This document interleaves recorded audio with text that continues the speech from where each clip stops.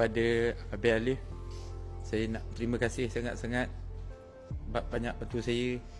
Walaupun saya tak boleh buat, tapi Abang suruh buat juga benda tu supaya sampai saya boleh. Saya doakan Abang cepat sembuh. Saya macam terkesan sikit sebab last day saya tak ada kat sini, abang pun tak ada.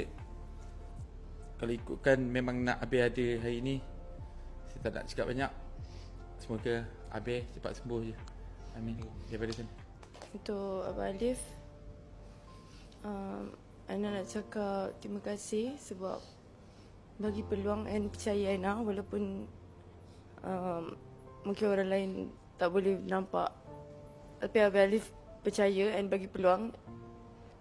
Semoga Abang Alif cepat sembuh. Sejujurnya hari ni rasa macam tak real sebab Abang Alif tak ada. Sebab macam tak ada, tapi kita orang doakan Abang Alif cepat sembuh. And thank you sebab terima kita orang berempat.